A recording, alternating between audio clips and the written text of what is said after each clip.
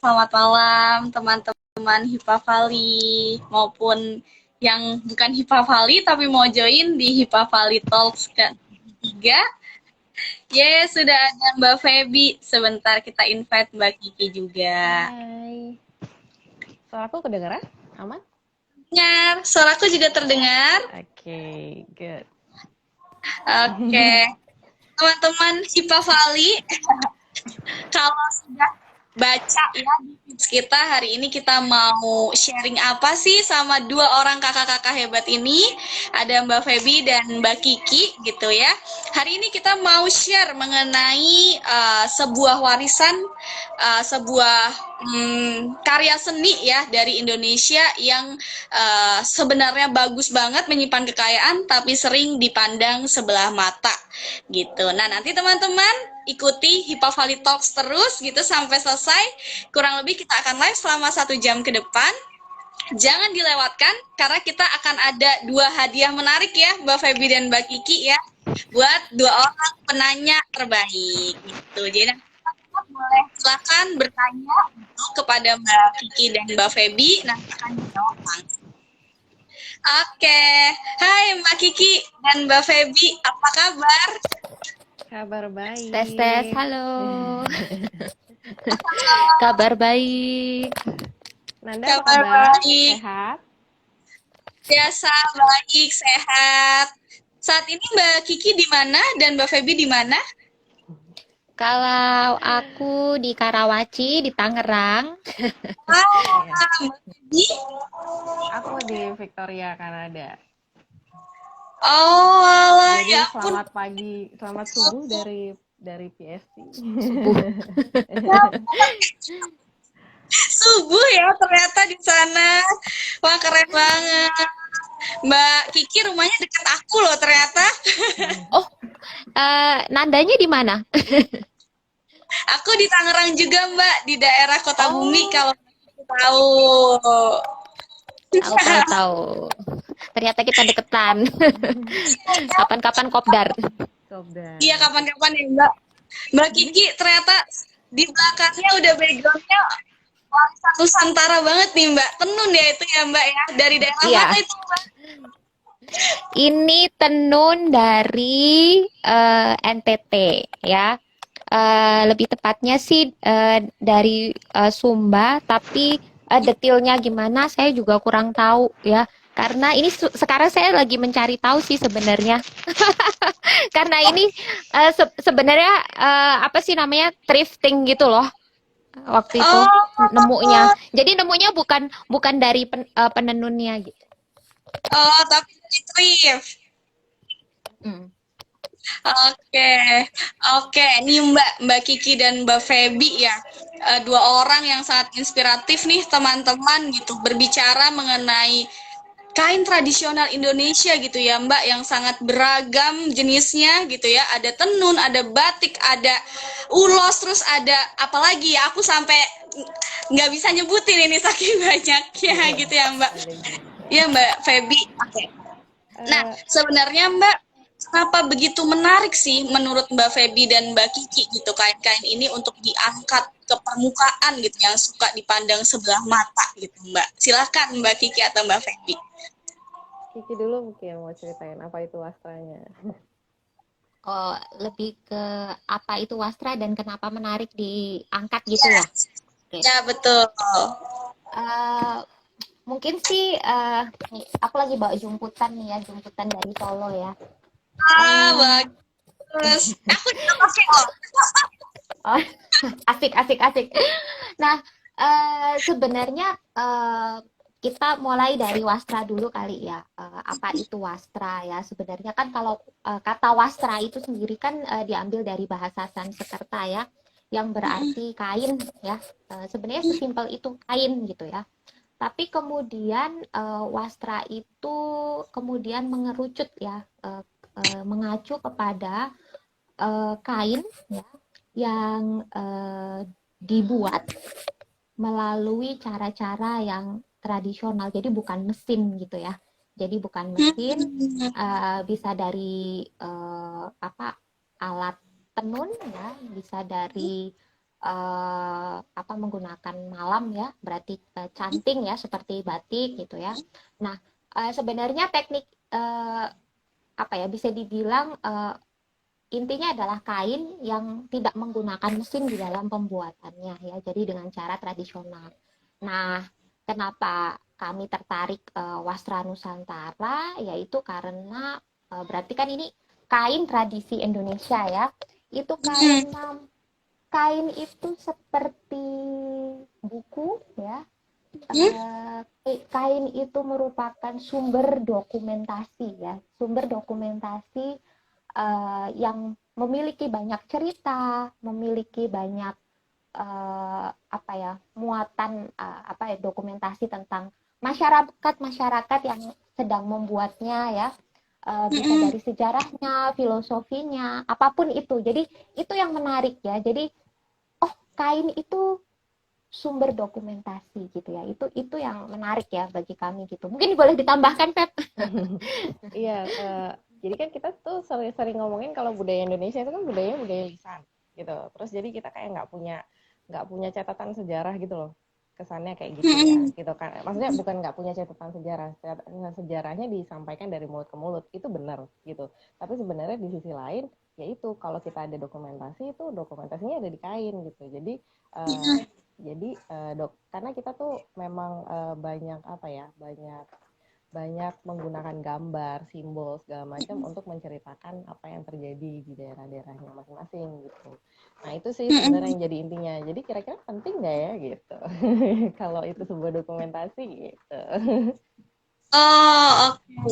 Menarik nih, ternyata wastra itu sebuah dokumentasi atau cerita gitu ya. Misalnya kalau kita di daerah Jawa gitu ya, kita punya kain batik gitu yang dibuat pakai canting gitu ya, Mbak-mbak. Dan itu punya cerita masing-masing dari setiap kainnya gitu ya, Mbak. Nah, yang Mbak Feby dan Mbak Kiki tahu mungkin yang bisa diceritakan ke kita, ada nggak sih Mbak, menurut Mbak Feby dan Mbak Kiki ya, kain yang paling unik yang mengandung cerita apa ya cerita mengenai masyarakat yang paling unik gitu yang pernah ditemui sama Mbak Feby dan Mbak Kiki.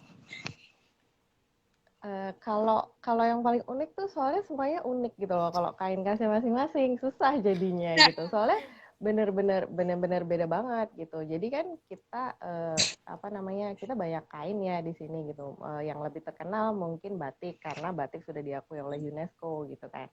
Diakui UNESCO itu sebenarnya akhirnya jadi milik seluruh dunia ya kayak gitu. Itu catatan khususnya ya. Nah selain itu kita juga punya banyak tenun kan kayak gitu dan punya banyak tenun aja ada tenun ikat ada macam-macam terus kita juga punya ada kain kulit kayu sebenarnya kayak gitu ulos juga termasuk tenun kayak gitu-gitu jadi semuanya unik dan masing-masing gitu jadi ada beberapa misalnya ada yang kainnya ada kain tenun di daerah Sumba gitu dia ada yang menceritakan tentang pemakaman raja-raja di sana gitu. Nah itu kan unik gitu kan.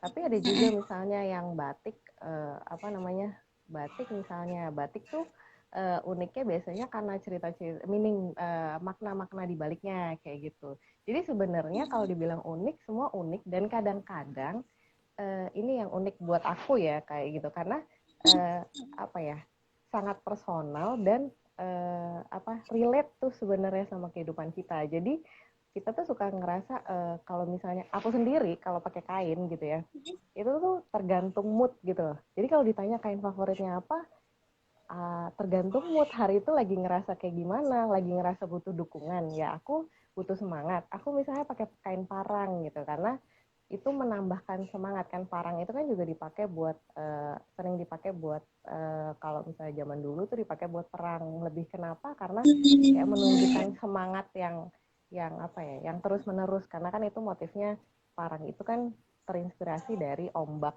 di lautan yang ke pantai segala macam jadi bentuknya kayak agak kayak es segala macam gitu jadi beda-beda nih gitu tergantung mood gitu gimana kalau Kiki? Tapi menarik banget itu Mbak. Tadi ada kain kain kayu itu seperti apa Mbak? Aku baru pertama kali dengar. Mungkin Mbak Siapa Kiki yang mau bisa jelasin bantu Kiki ya? Oh, ya. menjelaskan. Oh, oke.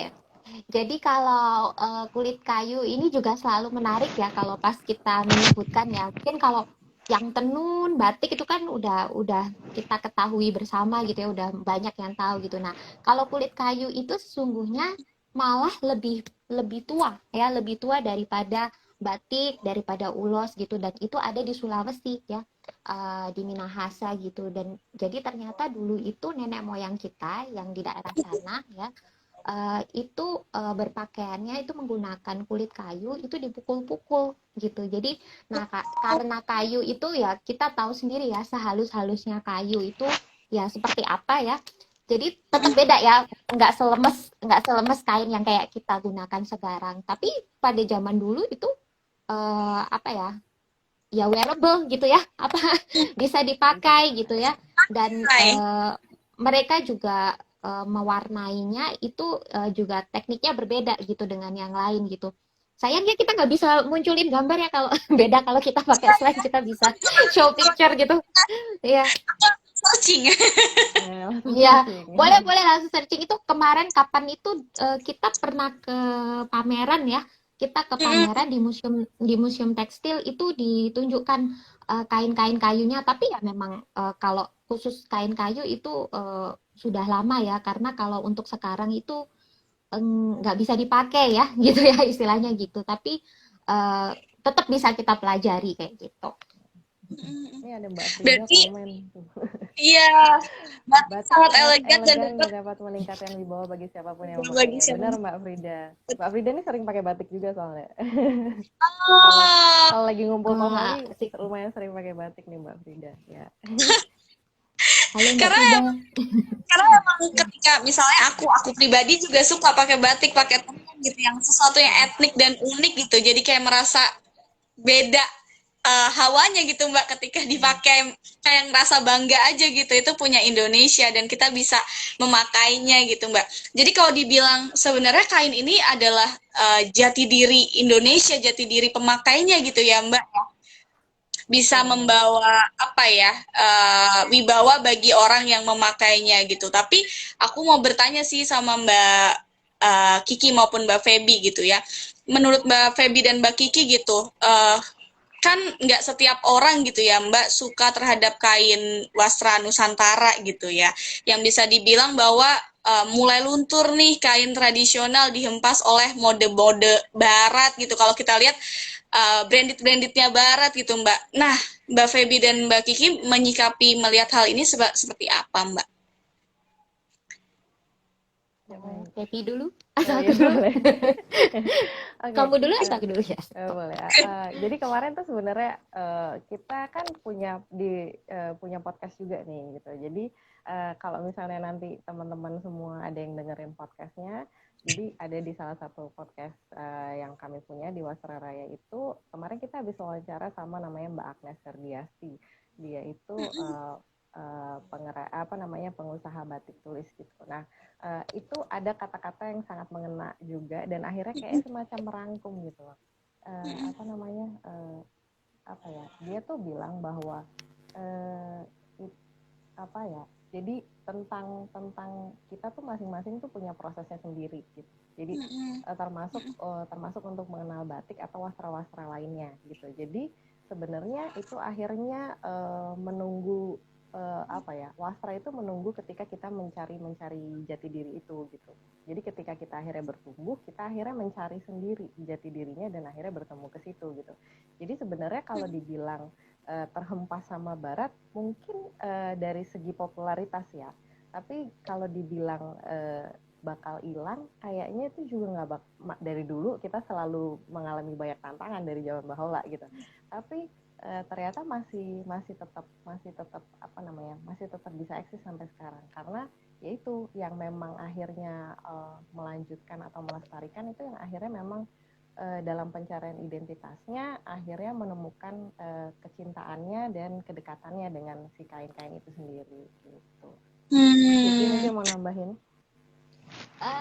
Kalau aku lihat ya, sebenarnya fenomenanya sekarang gini. eh, Mungkin ya bagi beberapa orang ya mungkin belum nyaman ya menggunakan wastra kita gitu ya. Wastra Nusantara. Tapi kalau saya melihat sekarang itu sudah bertumbuh ya banyak apa ya Branding. butik ya banyak banyak brand lah ya istilahnya gitu, brand anak-anak muda yang menggunakan wastra itu baik sebagai bahan utama maupun sebagai bahan campuran produk-produk mereka gitu, dan itu sudah semakin menjamur sih saya lihatnya, dan satu hal itu bikin happy ya, kayak wah udah pada mulai bangga nih, udah pada mulai pengen kenal gitu. Nah tapi tadi seperti yang dibilang Feby bahwa proses orang itu berbeda-beda, ada yang cuma pengen apa ya biar kelihatan etnik aja misalnya gitu ya, ada sentuhan-sentuhan etnik itu kan lucu gitu ya misalnya gitu, ada yang gitu. Tapi ada yang bertumbuh jadi kayak mulai apa ya, mulai ingin tahu oh ini kain apa sih, maknanya apa sih gitu ya. Nah itu sudah level yang lebih tinggi ya. Level berikutnya adalah lebih mencari tahu dan lebih apa ya, menggunakan itu sesuai dengan apa ya, konteks-konteks yang tepat gitu. Jadi kalau dibilang kita kalah ya itu tadi ya cuman kalah populer aja ya, tapi kalau kita melihat sebenarnya kalau sekarang itu di kanan kiri kita sudah semakin banyak kok yang pakai kayak gitu, itu sih gitu. Nah yang menjadi apa ya, yang menjadi satu kerinduan kami ya itu adalah untuk lebih menyebarluaskan sih tentang edukasi kain itu sendiri. Nah itu, Wasra Nusantara sedang jadi tren menurut saya. Nah ini nih, ini juga jadi sesuatu hal yang kekinian karena ternyata sekarang Ya. ini sebenarnya apa ada efek positif dan negatifnya karena jadinya kayak menggunakan wastra itu jadi sebuah apa ya, itu menunjukkan ketrendian saya dan kekinian saya, jadi kayak menunjukkan bahwa oh aku tuh termasuk tipe yang berbudaya gitu. Jadi sebenarnya oke, ada yang akhirnya membawa itu menjadi hanya sebuah pencitraan, ada, tapi ada juga yang akhirnya itu adalah awal jadi apa namanya, jadi kesukaan dia atau dia akhirnya ngulik ke depannya kayak gitu. Jadi sebenarnya kalau untuk melihat hal yang seperti itu kita sih terbuka aja ya gitu. Wah, jadi memang sebenarnya walaupun dihempas berbagai tantangan gitu ya Mbak, Wastra Nusantara terbukti dari dulu sampai sekarang masih tetap berdiri kokoh gitu ya, masih tetap mempunyai pecinta-pecintanya gitu ya, dan orang-orang juga semuanya dimulai dari mungkin dari tren ya Mbak ya. Semoga dengan adanya tren yang lagi booming gitu ya. Aku juga lihat brand-brand lokal kayak Cotton Ink gitu ya. Zalora itu kan juga mulai ya Mbak, ada baju-baju yang dia combine sama kain-kain wastra Nusantara. Semoga dengan begitu mereka bisa mencintai gitu karena sudah memakainya gitu ya Mbak. Nah, sebenarnya nih Mbak, kan tadi uniknya adalah setiap kain itu punya ceritanya masing-masing gitu ya Mbak. Nah, sebenarnya ada berapa jenis kain sih Mbak yang ada di Indonesia gitu? Banyak tuh, banyak Ini banget. ini justru pertanyaan ini tuh yang belum pernah terjawab ya, karena belum pernah ada data yang kayak apa sih namanya pasti kayak gitu ya. Jadi belum terjawab karena saking beragamnya ya kayak gitu. Oke, nah ini ada tanggapan. Nah, saya harus mulai belajar soal makna dan sejarah di balik kain-kain tersebut nih. Karena saya baru berada di level penyuka dan pemakai batik lurik dan tenun. Wah, semoga nih Mbak Yasinta ya, Mbak Feby dan Mbak Kiki bisa semakin mencintai wastra Nusantara ya. Dimulai dari dipakai. Oke Mbak, tadi kan kita memulai dengan banyak nih keunikan oleh yang ditimbulkan lagi, yang terkandung di dalam setiap kain gitu ya Mbak. Nah, kalau Mbak Feby dan Mbak Kiki memandang peluang bisnis gitu yang ada di Wastra Nusantara ini seperti apa Mbak? Silahkan mau Mbak Kiki. Oke. Kalau dari peluang Siapa gitu ya, biar nggak bingung. Oke, oke. Kalau dari peluang bisnis sih sebenarnya besar ya. Saya bisa bilang bahwa ini adalah peluang bisnis yang besar, baik di dalam negeri maupun di luar negeri, ya. Kenapa saya bisa bilang seperti itu, ya? karena satu, ini memang lagi mulai populer, ya kan? Mulai populer di kalangan anak muda. Itu udah satu apa ya, satu tanda ya, yang karena ini juga bisa kita lihat bukan cuma di soal kain saja ya. Apapun yang berbau Nusantara, apapun yang berbau Indonesia, kayak nation pride itu tuh kayak lagi tinggi-tingginya gitu ya. Kita bisa lihat dari jewelry ya, apa perhiasan itu pun juga gitu ya.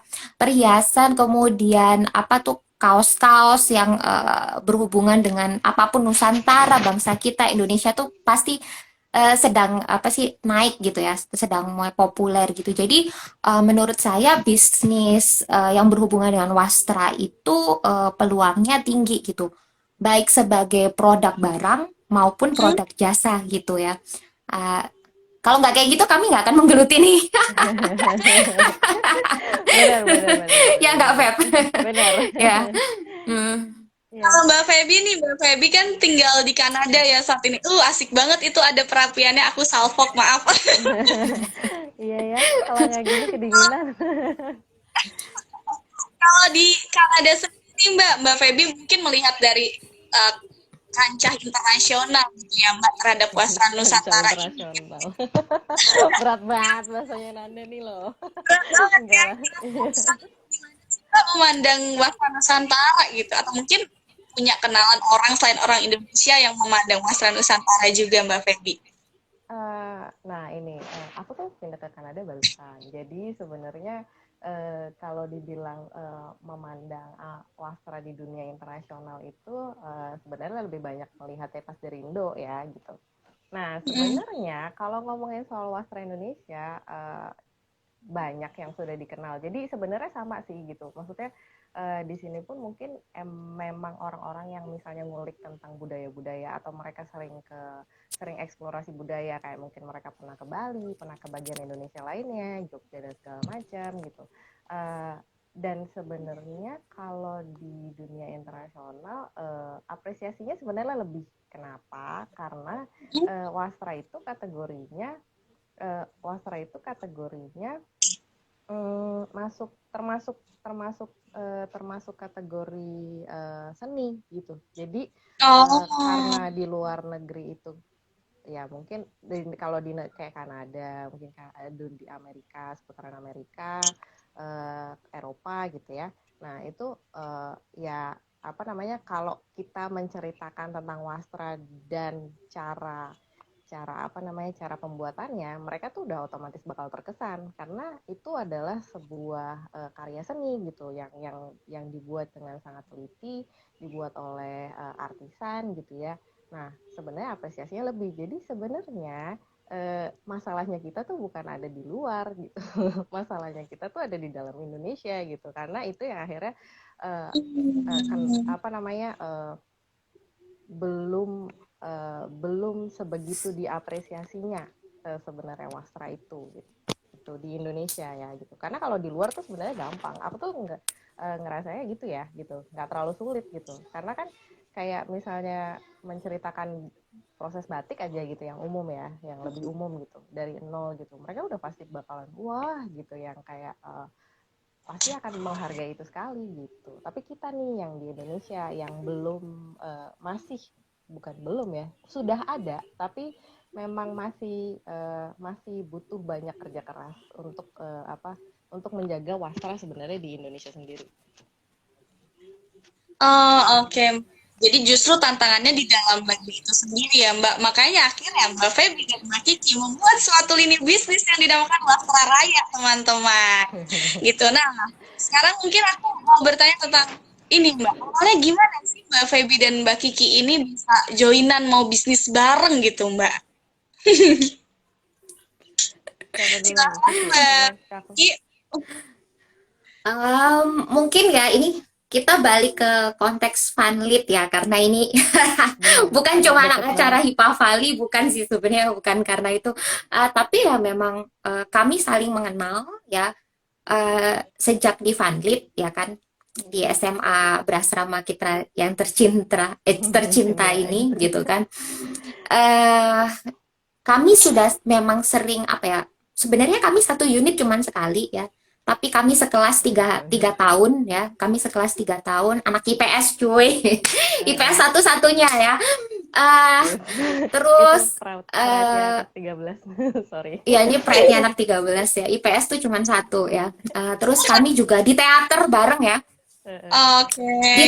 di di teater bareng, terus humanioranya teater, terus kita juga masih nambah satu ekskul lagi yaitu jurnalistik ya. Jadi kita memang sudah biasa kerja bareng ya. Dan Hmm. memang kami berdua itu punya kecintaan yang sama gitu ya terhadap seni budaya ya. Ada satu kecintaan yang sama gitu ya. Dan ujung-ujungnya itu sekitar tahun berapa ya? Ya, sebenarnya percikan-percikan itu dari tahun 2010, 2011 ya. Kalau Ya, kecintaan kita, ya, ya. iya ya kan, mulainya tuh sekitar tahun segitu ya. Itu kan baru diomongin aja ya. Itu lebih ke apa ya? Oh, kok kalau dipikir-pikir kok ke kain ya gitu ya. Kok kita Gara-gara suka gitu ini, ya. gara-gara kita ke Pekalongan ketemu Dani itu. Itu Iya, 2012, sekitar 2012. itu 2012 ya. Ya, terus kok makin makin ke sini kok makin yang diomongin itu kain gitu ya. Waktu itu sih situasinya belum se-hype sekarang ya, Feb ya. Belum se-hype sekarang gitu. Jadi kok lucu ya kalau kita berkain pas acara ini, pas acara itu gitu kan. Terus nah dari situ kita jadi kayak ingin explore lagi gitu ke kain gitu ya. Makanya ya awalnya kita memulai ini semua dari ageman gitu ya. Jadi kita nggak bisa kalau mau tahu perjalanan Kiki dan Feby dengan kain dengan Wastra Nusantara itu justru bukan langsung ke Wasra Raya gitu, tapi dari ageman dulu gitu kan. Nah, makanya kami bikin ageman, kami bikin produk-produk fashion ya, itu yang menggunakan kain Indonesia kayak gitu. Terus mau dilanjutin, Feb? Oh Silakan. ya, jadi itu awalnya gitu. Jadi dari situ karena waktu itu kami berpikir bahwa yang kami ketahui ketika kita mengapresiasi kain masih oh ya kita mengapresiasi kain nih karena waktu itu concernnya adalah waktu kita ke Pekalongan kita agak sedih dengan kehidupan pengrajin tipikal anak pamit banget nggak sih kayak apa kayak oh iya karena mereka tuh apa. Homestay gitu ya. Oh enggak itu enggak homestay, tapi kita ketemu teman kita anak panit juga gitu. Jadi sebenarnya banyak banyak cerita panit di dalam ini gitu. Dan itu uh, apa namanya dan itu kayak apa pengrajin di sana yang akhirnya pengrajin batik cap dan segala macam itu agak struggling ya karena kehadiran batik print gitu. Jadi kita apa semangatnya adalah pengen memperkenalkan kain yang bener lah istilahnya kayak gitu. Nah itu makanya kita bikin ageman karena yang kita tahu adalah membuat produk itu waktu itu yang paling gampang dari kain adalah produk pakaian gitu yang bisa dipakai sehari-hari gitu. Lalu seiring berjalannya waktu kita juga di ageman juga pernah membuat apa namanya semacam kayak campaign gitu, campaign Wasra Raya merayakan kain, jadi merayakan kain acara apresiasi kain gitu ibaratnya gitu. Nah waktu itu kita bikin acara apresiasi kain lewat puisi dan itu responnya baik banget gitu. Jadi banyak banget teman-teman yang ikut baca puisi dan mengapresiasi kain lewat puisinya mereka gitu. Nah dari situ kayak aku sama Kiki tuh rasanya tuh kayak kita tuh ada sesuatu yang kurang nih gitu. Jadi kita tuh kayak oh iya ternyata dari situ kita juga melihat bahwa ternyata customer gitu segala macam iya memang ada yang menyukai gitu. Tapi memang ibaratnya kayak produk kain itu masih apa ya? Masih susah lah gitu. Karena ya sebenarnya yang menyulitkan adalah edukasi ke customernya juga belum banyak gitu. Nah, itu yang bikin kita kayak apa namanya? Kayaknya ada yang kurang deh nih gitu. Jadi kita oh tuh ada yang ikut juga. Say hi dulu. Siapa tuh Mbak? Risma angkatan 15. Waktu itu Risma juga datang ya waktu itu. Terus apa namanya? Risma datang. Waktu acaranya. Iya.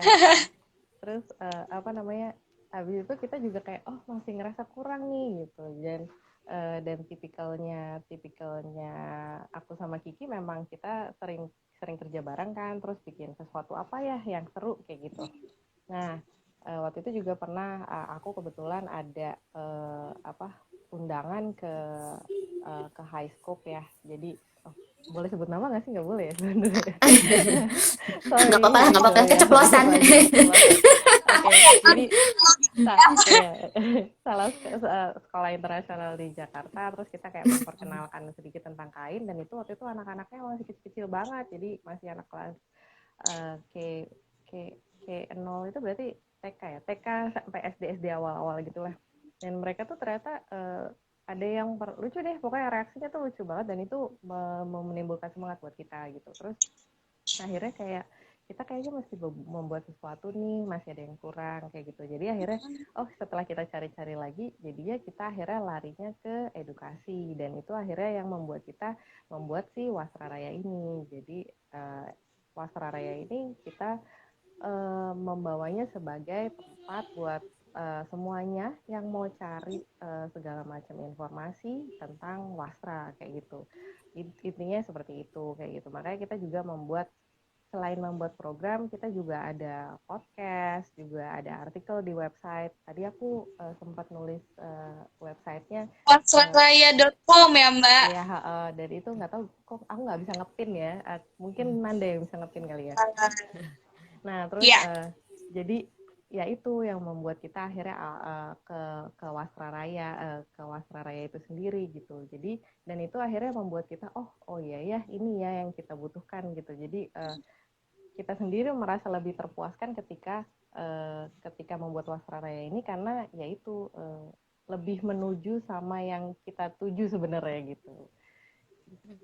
Wah, keren banget. Tapi jadi sebenarnya dimulai dari, kalau boleh aku summarize ya Mbak, dimulai dari keprihatinan gitu ya Mbak Kiki dan Mbak Dewi, Mbak Feby gitu ya, ke salah satu pengrajin. Ternyata nggak semua orang tuh mengerti tentang wasra Nusantara itu seperti apa gitu, hanya beli-beli aja tapi nggak paham sebenarnya. Jadi visi misi dari Wasra Raya ini sendiri adalah selain menjual barang, tapi juga menjual produk ya Mbak, Wasra Raya ini ya Mbak? Jadi Wasra Raya itu produknya sebenarnya jasa gitu. Oh, oke. Tapi ada merchandise-nya gitu. Maksud saya gini, kalau dulu kan kami memang berawalnya dari ageman, memang menjual produk ya, barang ya, produk fashion gitu. Nah, tapi semakin ke sini ya, kami lebih ingin ke mengedukasi ya. Ageman tetap ada gitu ya, tapi ageman itu sebagai merchandise ya. Jadi sekarang itu larinya ke ageman itu untuk merchandise, misalkan kalau ada nih yang mau kolaborasi nih, yuk bikin apa sih namanya scarf bareng ya, kayak waktu itu pernah ya kita dengan apa sih namanya penulis Gramedia Pustaka Utama, kita bikin kayak scarf gitu ya. Terus apa sih kita juga kolaborasi bikin masker-masker batik seperti itu. Nah, jadi lebih ke ageman itu sekarang sebagai apa ya, merchandise seperti itu ya, tapi bagian dari Wasra Raya kayak gitu. Ya, justru mengepakkan sayapnya lebih luas lagi gitu ya Mbak. Tidak cuma menjual produk, jadi produknya sekarang jadi merchandise, tapi justru gimana caranya Wasra Raya ini bisa mengambil bagian untuk Indonesia, mengedukasi masyarakat-masyarakat gimana sih sebenarnya Wasra Nusantara ini gitu ya. Wah, menarik sekali Mbak. Gitu. Nah, kan Mbak Feby sama Mbak Kiki ini sekarang ada di dua negara yang berbeda gitu ya Mbak, gitu. Nah, gimana sih cara cara Mbak Feby dan Mbak Kiki gitu bisa stay dalam satu circumstance gitu ya, bisa jadi satu terus gitu, walaupun ada di dua negara yang berbeda. Ini ketika kita mau ngomongin mengenai partner bisnis nih Mbak. Silakan Mbak Feby. Oke. Sebenarnya kalau kita sih nggak terlalu masalah ya gitu, dan apalagi karena pandemi sebenarnya. Karena pandemi itu jadinya membuka kemungkinan yang akhirnya memang uh, kemungkinannya semakin luas, tidak terbatas dari sekedar domisilinya kita di mana gitu. Karena akhirnya kami juga terakhir ini banyak programnya juga akhirnya online gitu. Jadi itu sebenarnya nggak ada terlalu masalah ya. Kalau misalnya dan kebetulan aku sudah kenal lama sama Kiki juga gitu. Jadi kita udah Mm-mm. terbiasa. Jadi sebelum sebelum aku di Kanada pun aku sama aku juga apa namanya apa sama Kiki juga sering long distance ya Ki. Aku di Bali kayak gitu-gitu, aku di Jogja kayak gitu-gitu. Jadi kalau soal partner bisnis kita jauh-jauhan nggak masalah sih ya. Gitu. Kiki ada tambahan? Iya sih, lebih ke kayak gitu ya. Jadi Wasra Raya kalau teman-teman lihat di apa sih namanya website kami ya, kami ini kan produk jasanya ya, untuk mengedukasinya kan mem- membawa ya, sebenarnya ada dua ya, membawa teman-teman pembelajar ya ke apa sih namanya ke situs tempat belajar, berarti ke tempat di mana wastra itu dibuat ya, mau ke Cirebon, ke Jogja gitu ya, dalam bungkusan wisata wastra ya, itu yang satu ya, membawa teman-teman ke situsnya, atau membawa pakar ke tempat teman-teman ya gitu untuk belajar tentang wastra. Nah, karena pandemi, situasi pandemi, maka wisata wastranya ini belum terlalu bisa dilaksanakan ya, karena PPKM dan lain sebagainya. Maka dari itu kita jadi sekarang malah sering ini mendapatkan apa sih namanya undangan-undangan untuk program wastra, terutama main kain. Kami membuatnya, mengemasnya dalam sebutan main kain ya. Itu dari segala usia. Jadi dari TK pernah, SD pernah ya, SMP SMA itu juga, yang paling sering SMA ya, SMP SMA itu paling sering ya. Jadi itu semua online gitu. Jadi ini gimana ya? Ini lucu juga ya. Itu jadi salah satu apa ya, gimana respon kita terhadap situasi pandemi kayak gini. Jadi mau nggak mau ya kita emang biasa meeting online, terus bikin bikin programnya online, ya udah gitu, and it happens gitu. Gitu Oh, aja sih. Ya. bagaimana Mbak antusiasme dari yang mengikuti acara-acara tersebut, Mbak, mengikuti acara Wastra Raya ini, Mbak? eh, Antusiasmenya. Ya, kalau kita lihat sih antusiasmenya tuh enggak ini ya, enggak apa ya, enggak berkurang sama sekali gitu. Jadi sebelum sebelum zaman pandemi ya, kami ke sekolah, ke institusi gitu ya, apa ngajarin anak-anak itu cara berkain ya. Bagaimana sih kita pakai kain ya supaya asik, nyaman ya, bahwa kain itu tidak mengenal gender ya, tidak mengenal bentuk tubuh, mau kamu tubuhnya kurus banget atau agak bervolume ya, atau di tengah-tengah ya, semuanya tuh bisa pakai kain. Kamu laki-laki, kamu perempuan itu juga bisa pakai kain dan semuanya indah gitu ya. Dan kita ajarin anak-anak ini supaya bisa apa ya, dengan berbagai teknik ya, itu pakai kain itu menyenangkan kan waktu langsung ya. Tapi ternyata ketika online pun juga memungkinkan gitu loh. Mereka ternyata juga butuh apa ya, di tengah kejenuhan apa ya, di tengah kejenuhan belajar online ya, belajar daring ini, ternyata waktu mereka main kain sama kami ya, eh, tentu saja dengan sebelumnya ada pemaparan materi yang interaktif ya. Tentu saja ya, pasti ada bagian knowledge-nya gitu.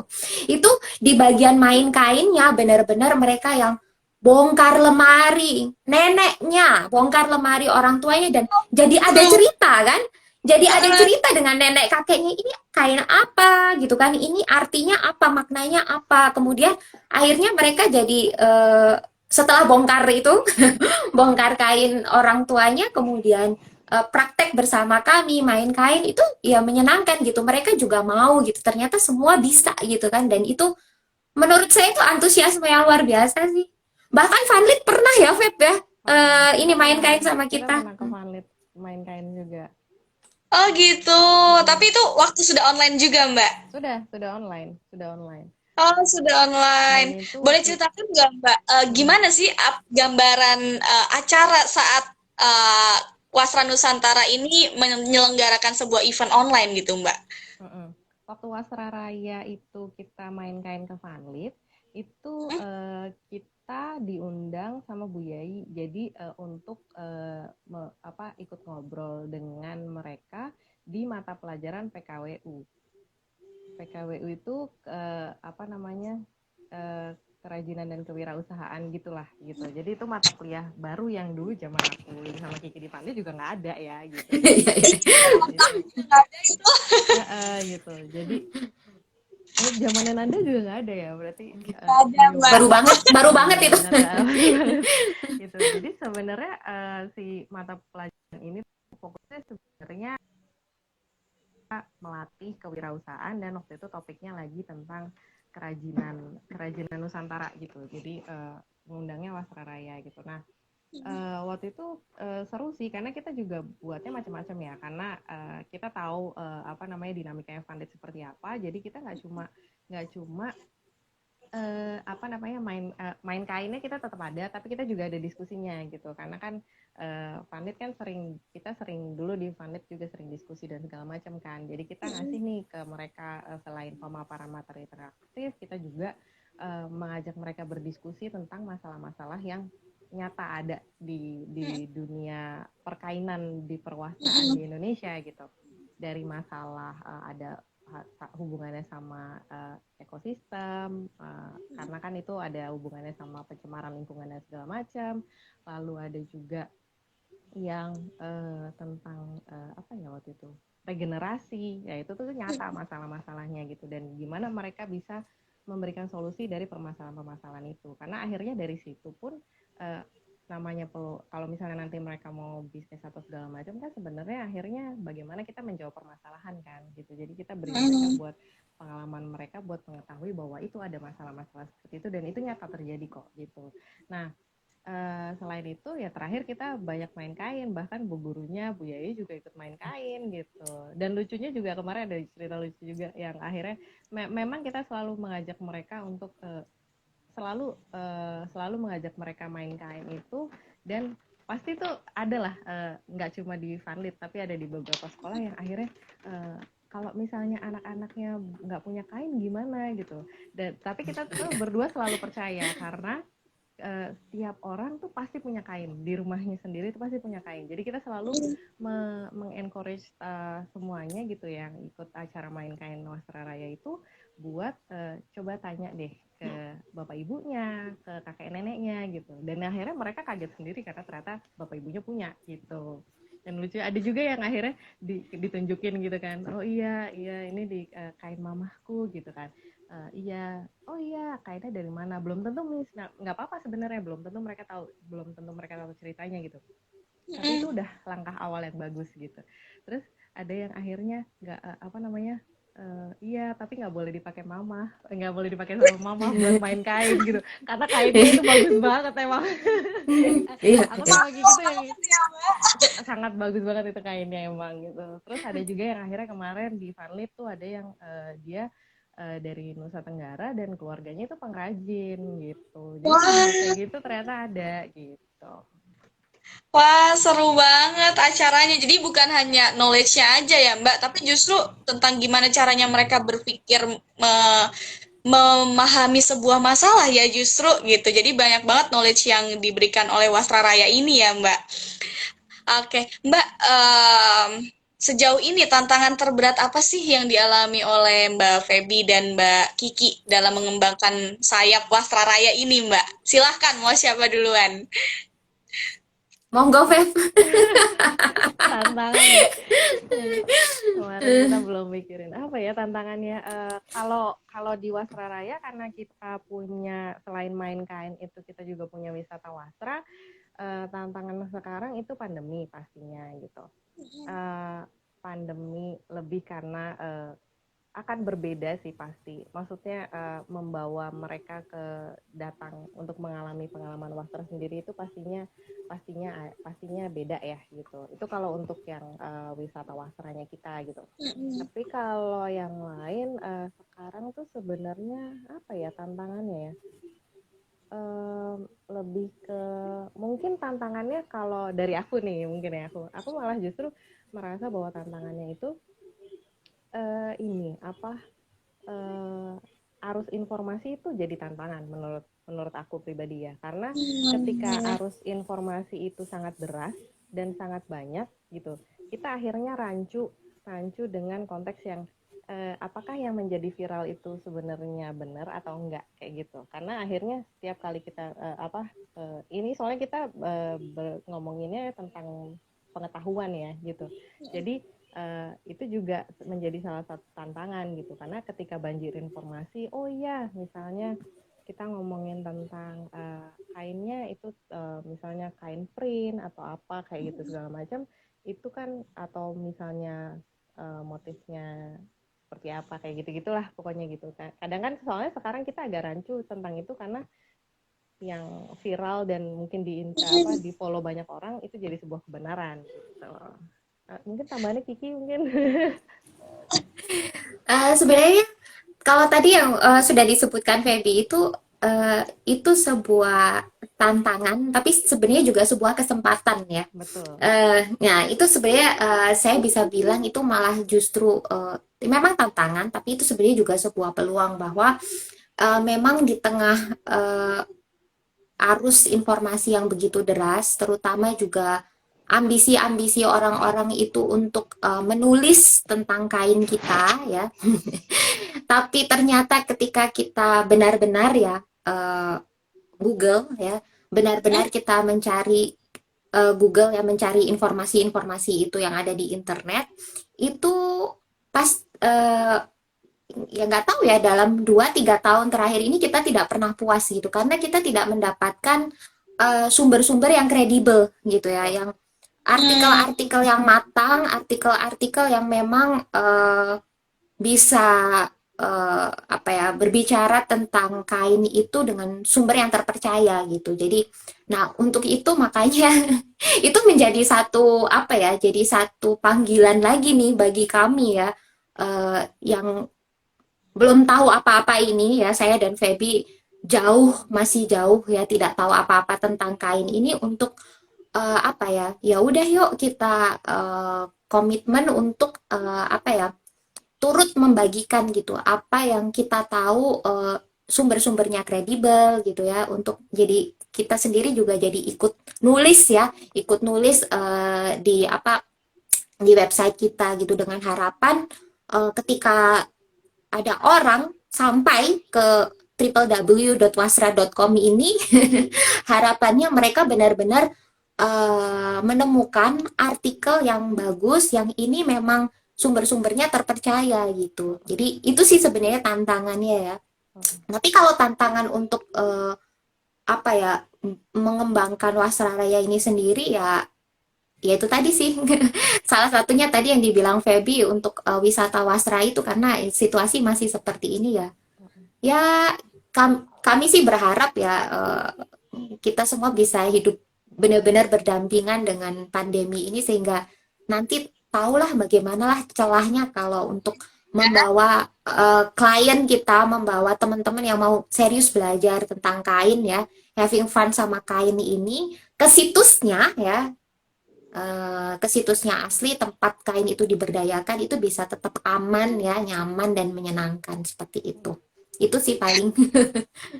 Wah, keren banget. Jadi menanggapi tantangannya dengan langsung aksi nyata ya Mbak ya, mendirikan Wasra Raya ini. Jadi buat teman-teman Hipa Valley yang saat ini sedang nonton gitu ya, teman-teman boleh nih kepoin www.wasraraya.com untuk mendapatkan sumber-sumber kredibel ketika teman-teman mau mengetahui mengenai Wasra Nusantara, teman-teman. Gitu. Dan teman-teman jangan lupa untuk bertanya, boleh bertanya-tanya juga. Nanti ada 2 penanya nih yang akan diberikan hadiah langsung oleh Wasra Raya, teman-teman. Oke. Nah, Mbak, sebenarnya tapi kalau untuk mengajak kerjasama nih Mbak dengan Wasra Raya gitu ya, metodenya seperti apa Mbak gitu, ketika kita mau menggait Wasra Raya untuk berkolaborasi dengan kita gitu Mbak? Oke, yang jelas di Instagram kami ya, di @wasraraya, di situ di bagian bio-nya itu sudah ada email ya, jadi langsung saja bisa langsung ke situ ya. Ya. Tapi ada batasan jumlah maksimal partisipan nggak Mbak? Oh enggak.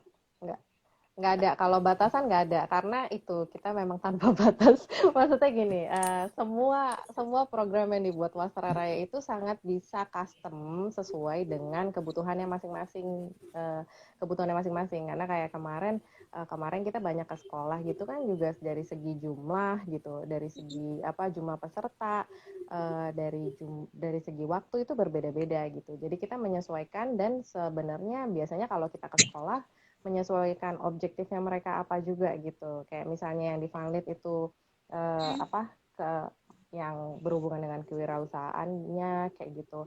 Nah, tapi kita juga bukan hanya ke sekolah ya. Jadi maksudnya eh, acara-acaranya Wasra Raya dan program-programnya Wasra Raya itu sangat bisa dilakukan di mana-mana gitu. Jadi kalau misalnya ada yang misalnya di sini HRD nyari apa butuh sesuatu hal apa ya refreshment gitu buat yang ada Iya. WFH kayak gitu-gitu, eh, kami sangat menyarankan sekali gitu untuk misalnya butuh variasi gitu-gitu, itu sangat mungkin dilakukan karena bisa dilakukan di mana aja, bisa dilakukan dari segala jenis umur, karena kemarin kita juga dari SD, SMP, SMA juga bisa gitu, mau anak kuliahan juga mau monggo kayak gitu, yang dewasa-dewasa yang udah kerja ya kenapa enggak kayak gitu istilahnya kayak gitu. Jadi Oke, kalau jadi kerjasamanya bisa customize lah. Kalau kerjasama dalam bentuk program ya, maksudnya seperti itu Hmm, program edukasinya gitu bisa hmm. customize lah, tergantung gitu. oke, jadi nggak terbatas hanya untuk anak sekolah aja ya, Mbak. Ternyata untuk segala umur juga bisa dan dengan jumlah partisipan yang berapapun banyaknya juga bisa, Mbak. Mau 1.000, mau sejuta bisa ya. Oh bisa, amin banget ya, bisa 1.000 1 juta. Aku ikut Mungkin mau ini Nanda. tergantung menonton kita, Mbak. Nanti pasti Iya, langsung dapat gila, ya kan? iya boleh boleh. Sip, sip, sip, Ayo, sip, sip. dan Mbak yang mau bertanya silakan langsung dijawab Mm-mm. langsung oleh pakarnya, Mbak Feby dan Mbak Kiki, Mas sekalian. Nah, Mbak Kiki dan Mbak Feby tentu aja Wasra Raya ini bukan hanya sendirian gitu ya yang bergerak di bidang Wasra Nusantara gitu. Pasti ada pesaing-pesaing lainnya gitu. Nah, gimana cara Mbak Feby dan Mbak Kiki menghadapi pesaing-pesaing dari Wasra Raya ini sendiri, Mbak?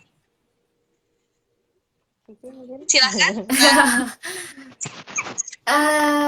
Jujur ya, kalau untuk kayak untuk produk berupa produk barang ya, kayak kalau yang kita lakukan di Ageman kemarin ya, gitu, itu memang banyak sekali ya saingannya gitu ya. Bisa dibilang banyak banget yang bikin produk apa Baju ya yang kan, pakai Mbak? kain gitu. Waduh banyak banget gitu ya.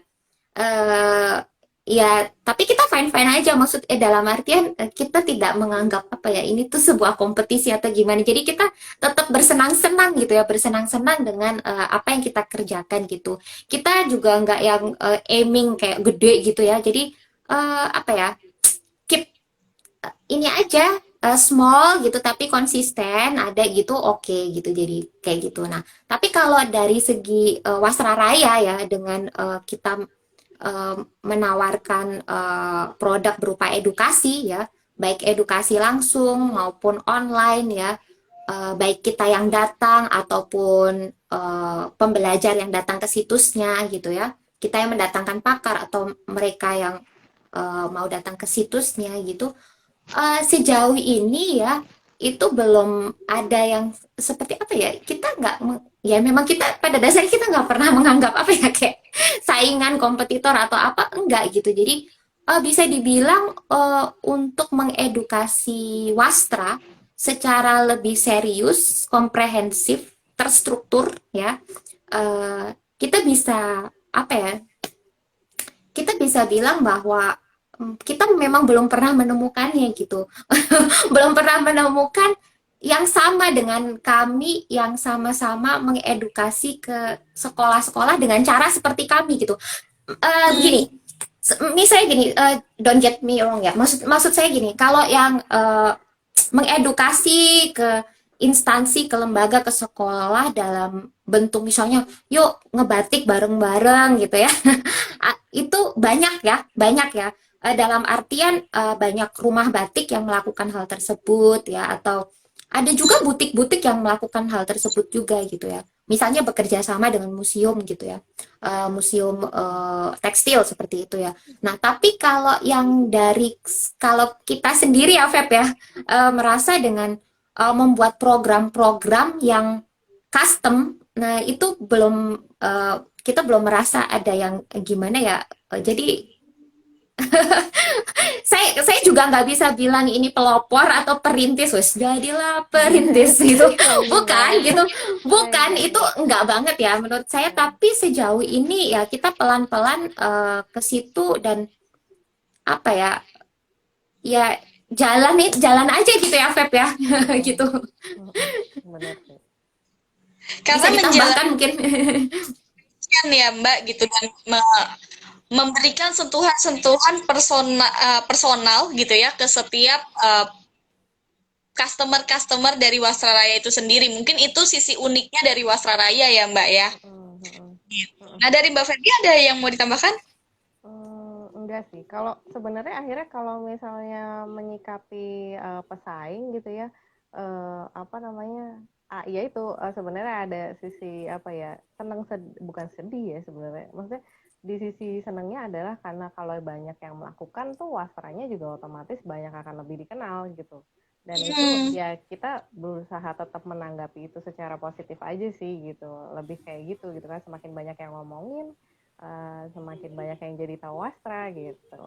Jadi sebenarnya ya karena ya apa ya, itu kalau untuk situasi wastra sekarang ya itu yang kita butuhkan gitu. Makanya selain selain walaupun Wastra Raya misalnya kita punya ini sendiri ya, ini sebagai bisnis gitu. Tapi di sisi lain kita juga tetap menjalin relasi dalam komunitas-komunitas kain gitu kan. Karena selain update pengetahuan juga apa namanya, kita juga menjaring, juga menjaga etikanya juga kayak gitu. Karena kan kita membicarakan ini soal nah ini trikinya soal produk budaya ya. Maksudnya kita melihat hmm, wastra itu kan sebagai produk budaya ya.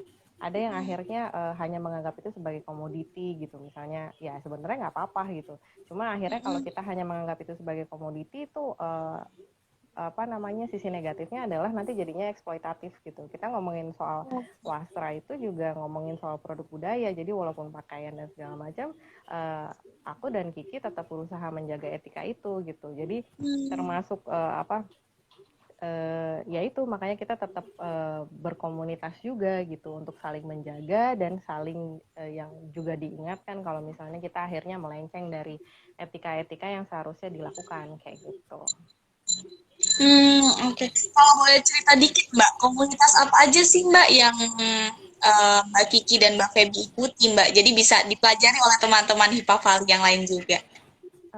Iya, kalau kalau aku dan Kiki tuh sebenarnya ya jadi gini, kain itu kalau wasra itu di Indonesia masih memang apa namanya awal-awalnya tuh memang masih lebih banyak yang dikonsumsi ya karena apa namanya misalnya karena produknya mahal jadi lebih banyak yang misalnya orang-orangnya sudah dewasa dan misalnya sudah cukup matang ya kayak gitu-gitu. Jadi apa namanya kalau yang muda tuh maksudnya umuran 20-an 30-an ini kita akhirnya juga akhirnya membentuk sendiri karena antara apa ya kebutuhan untuk berkumpul bersama teman-teman seumuran ibaratnya kayak gitu dengan bisnis yang wasraya masing-masing yang dibawa juga gitu. Nah itu kita juga bergabung di kain kita. Jadi kain kita itu komunitas yang dibuat Nurdiansyah dan itu dia fokusnya memang ke apa namanya ke pendokumentasian kain gitu kayak gitu. Jadi kita juga sering ngumpul-ngumpul, jadi ketemu dengan teman-teman lainnya, teman-teman pecinta wastra lainnya itu di situ juga.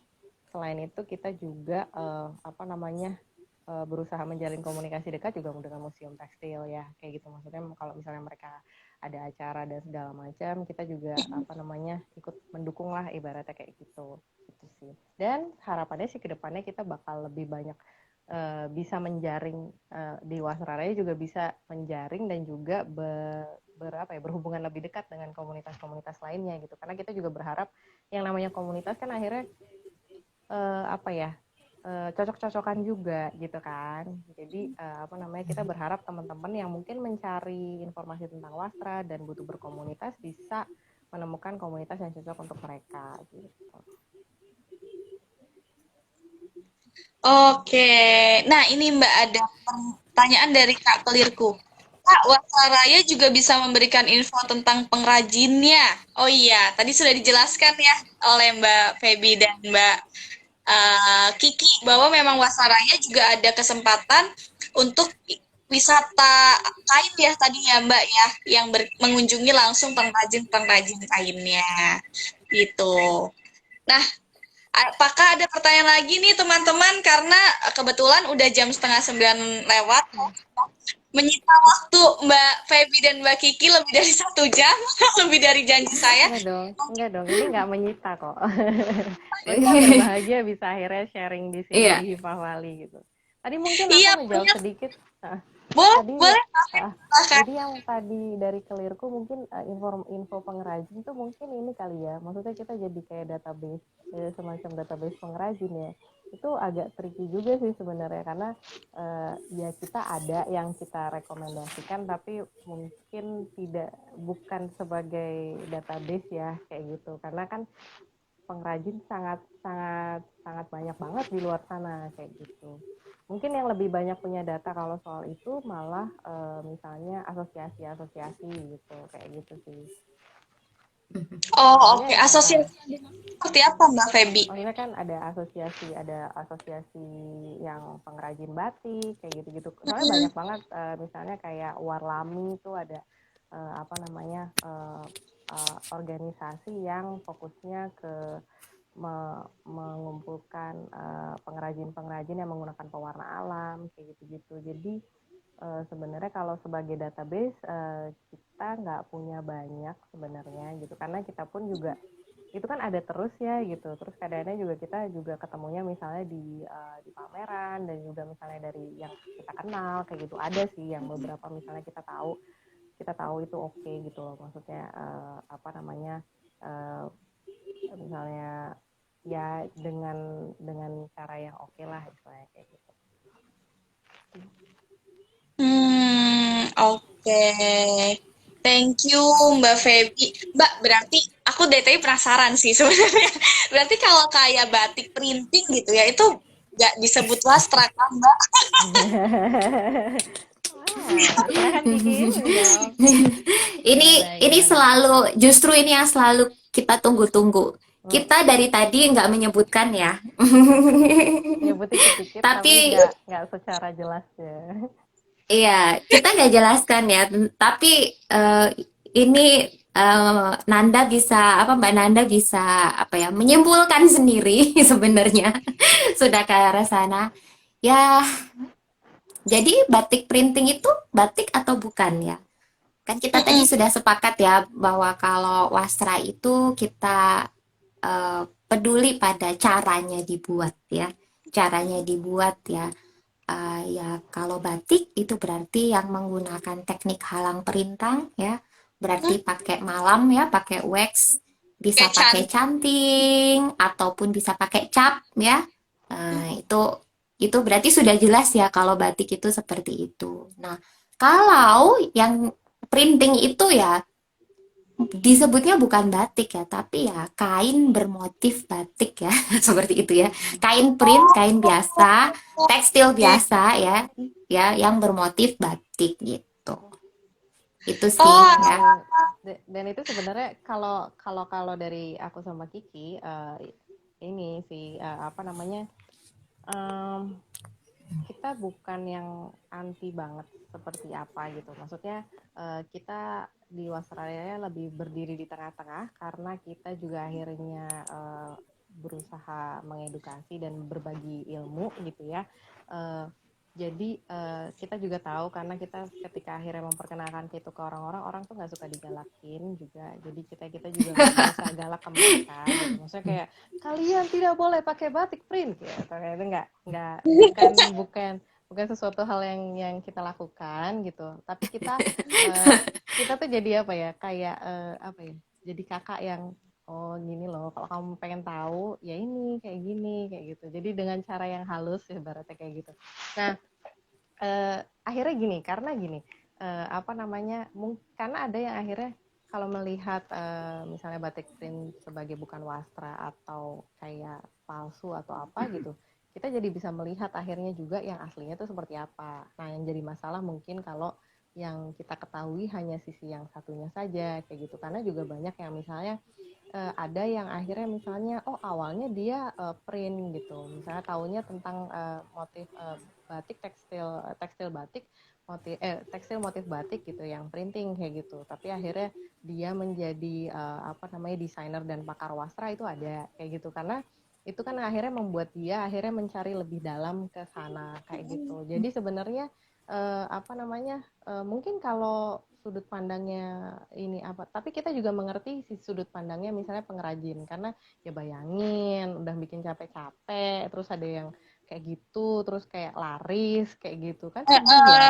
kayak gitu, kebayangkan gitu. Nah yang kayak Ya, gitu-gitu sih, jadi apa ya, akhirnya juga ada yang misalnya mereka pengrajin ada yang misalnya pengrajin batik, pengrajin batik tulis dan batik cap, akhirnya dia juga bikin apa namanya, bikin print juga untuk ya akhirnya menggaji karyawannya untuk kehidupan sustainability di bisnisnya itu ada kayak gitu. Jadi akhirnya kita juga mesti mengedukasi diri kita sendiri gitu, gimana sih cara bedainnya kayak gitu. Jadi sebenarnya kalau misalnya ngelihat yang bagus kayak gitu, sekarang akhirnya itu semua dikembalikan ke masing-masing teman-teman sendiri gitu, yang akhirnya memutuskan gitu, yang apakah ini oke ataukah apa ini apa tidak oke, apakah sebenarnya harganya segini worth it atau tidak worth it karena tahu perbandingannya gitu.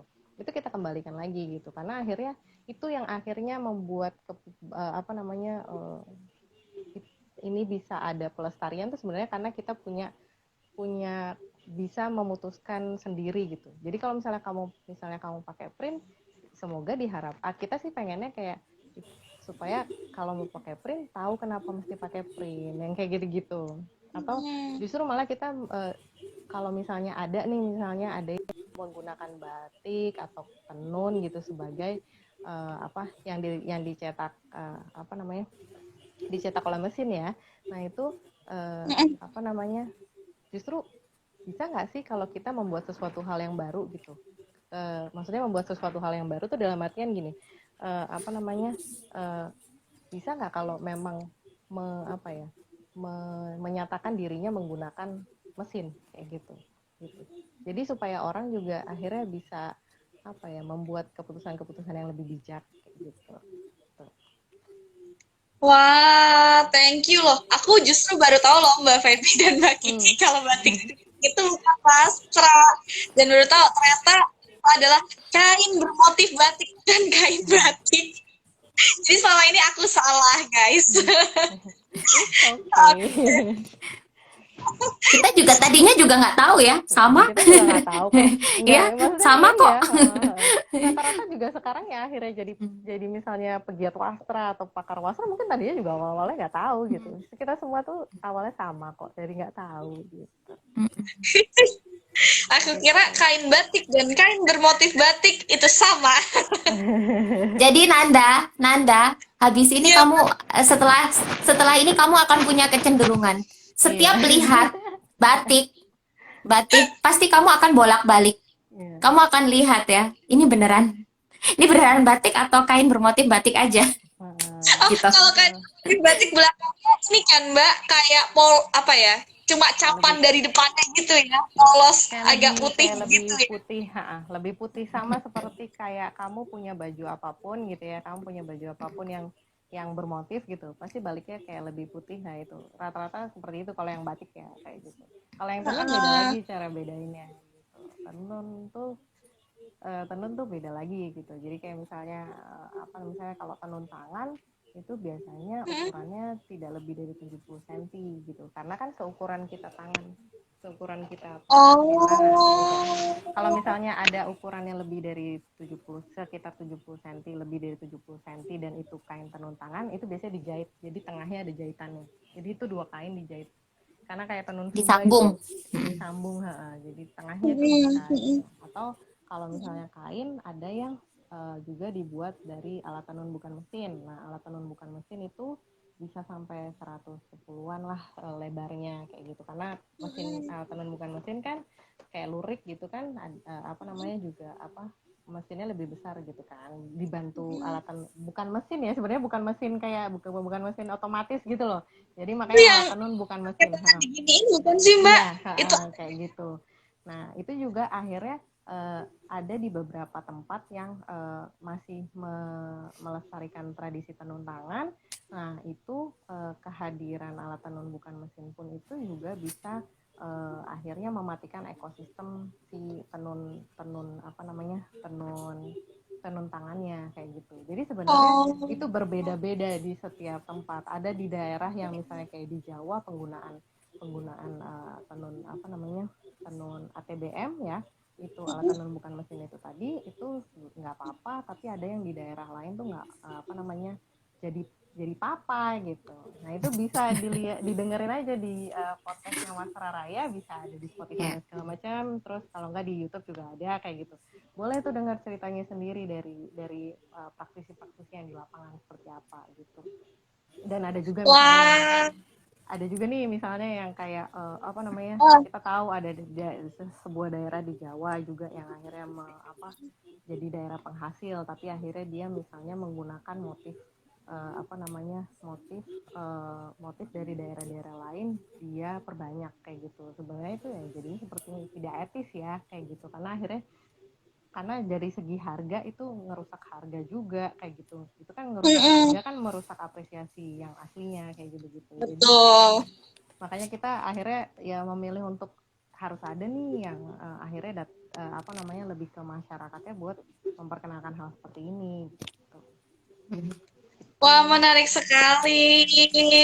Mbak Feby dan Mbak Kiki, Mbak Agustin Nanda anak Fani juga. Iya, betul Mbak, aku anak Fani, tapi aku masih cere-cere dibandingin Mbak Feby sama Mbak Kiki. Itu Mbak maksudnya Agustin. beda umur ya kalau cere-cere. Beda umur. Aduh. Wah, teman-teman, sebenarnya masih banyak banget nih yang pengen aku tanyakan juga ke Mbak Feby dan Mbak Kiki, karena Wasra Nusantara ini topik bahasannya sangat luas, sangat banyak gitu. Tadi juga sebenarnya pengen aku tanya mengenai kondisi ekonomi yang terjadi di pengrajin itu sendiri ketika ada batik printing, ketika ada ATBM gitu ya teman-teman. Mungkin teman-teman boleh nih yang masih penasaran kayak aku dikepoin, ada podcastnya namanya Wasra Raya juga ya Mbak ya? Ada YouTube juga ya, namanya Wasra Raya juga gitu. Lalu ada website yang namanya www.wasraraya.com. Buat teman-teman yang masih penasaran kayak aku, karena ini saya nanggung banget nih. Udah 1,5 jam, 1 jam 15 menit gitu, aku udah menyita waktu 15 menit. Gitu, tapi masih banyak banget topik yang penasaran, yang pengen dikulik lebih lanjut, teman-teman boleh kepoin ke Wasra Raya. Buat Mbak Feby sama Mbak Kiki, thank you banget waktunya. Mbak Kiki sama Mbak Feby keren banget. Sebagai anak Makasih banget Nanda. peduli akan keberagaman Wasra Nusantara yang ada di Indonesia dan melestarikan Wasra Nusantara yang ada di Indonesia. Satu hal yang aku pelajari dari Mbak Feby dan Mbak Kiki adalah, ini bukan satu hal sih, sebenarnya banyak hal, tapi ini hal yang mungkin yang paling aku highlight adalah Mbak Kiki dan Mbak Feby adalah dua orang wanita hebat yang menjalani bisnis dimulai dari kepedulian atau kepekaan sekitarnya gitu, dan dimulai dari passion gitu. Nah, ketika sebuah bisnis dimulai dari passion gitu ya Mbak, akhirnya ya udah jalan aja terus, nggak peduli ada kompetitor atau enggak, saingannya seperti apa, tapi yang jelas visi dan misi dari bisnis tersebut tetap tercapai, yaitu melestarikan, mengedukasi mengenai Wasra Nusantara kepada masyarakat luas. Contohnya seperti saya yang tadi nggak tahu ternyata batik printing itu bukan bagian dari Wasra Nusantara, teman-teman gitu ya. Jadi nanti teman-teman boleh kepoin juga sosial media dari Wasra Raya. Thank you Mbak Kiki dan Mbak Feby atas waktunya. Teman-teman Hipah Valley lainnya, jangan lupa hari Minggu kita ada sesi untuk membahas mengenai keberlanjutan dari HIPA Valley ini teman-teman. Jadi nanti boleh dikepoin waktunya. Kalau nggak salah malam juga teman-teman, aku lupa karena nanti bisa dicek di feeds-nya teman-teman, nanti akan muncul juga feeds-nya. Thank you teman-teman HIPA Valley dan Mbak Feby serta Mbak Kiki. Terima kasih Hipa Terima kasih Nanda, terima kasih Pak Fali. Healthy Mbak Mbak.